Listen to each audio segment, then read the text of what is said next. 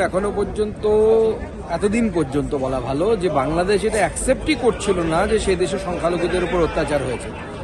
যাই হোক, কমসে কম তারা অ্যাকসেপ্ট করেছে, মেনে নিয়েছে যে অত্যাচারটা হয়েছে, কিন্তু যে সংখ্যাটা বলা হচ্ছে আমার মনে হচ্ছে এই সংখ্যাটা অত্যন্ত কম। এবং আমরা দেখেছি হাজারে হাজারে সংখ্যায় মানুষ হিন্দুদের বাড়ি জ্বালিয়েছে, বাড়িঘর ভেঙেছে। সেখানে মাত্র 70 জনকে গ্রেপ্তার করা মানে হচ্ছে ললিপপ ঝোলানো।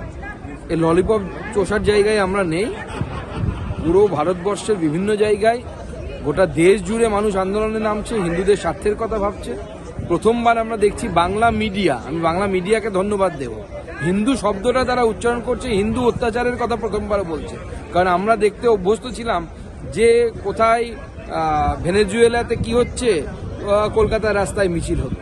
আমরা দেখতে অভ্যস্ত ছিলাম যে প্যালেস্তাইনে কি অত্যাচার হচ্ছে তা নিয়ে কলকাতার রাস্তায় মিছিল হতো। কিন্তু বাংলাদেশে হিন্দুদের ওপর অত্যাচার হচ্ছে সেটা নিয়ে কলকাতার মানুষ চিন্তা করছে, বাংলার মানুষ চিন্তা করছে। এটা একটা বিরাট বড় প্রাপ্তি। আমি বাংলার মিডিয়াকেও ধন্যবাদ জানাবো এই বিষয়টিকে তুলে ধরার জন্য। কিন্তু আমাদের এখানে থেমে থাকলে হবে না, এতে সন্তুষ্ট হলেও চলবে না। ভারতবর্ষের প্রত্যেকটি হিন্দুকে বাংলাদেশি হিন্দুদের পাশে দাঁড়াতে হবে এবং আমরা দাঁড়াতে চাই, আগামী দিনেও দাঁড়াবো।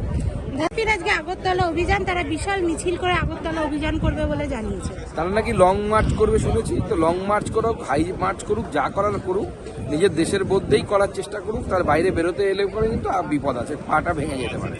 সুখেন্দু শেখর রায় তৃণমূলে প্রত্যাবর্তন, তিনি গতকাল ধনকারের বিরুদ্ধে যে অনাস্থা প্রস্তাব সেখানে সই করেছেন এবং আজকে ডেরেক ওব্রায়েনের সাথে মিটিং করেছেন এবং আবার তিনি তৃণমূলের মূল স্রোতে ফিরছেন। দেখুন, উনি তৃণমূলে আগেও ছিলেন, এখনো আছেন, কিন্তু মনে রাখা উচিত তার পিতৃদেব তিনি একসময় মালদা জেলাকে ভারতবর্ষের অন্তর্ভুক্ত করার জন্য লড়াই করেছিলেন।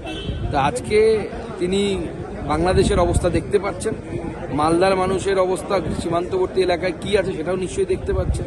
আশা করি ওনার বোধোদয় হবে। বাংলা খবর, আপনার রাজনীতি, আপনার আওয়াজ।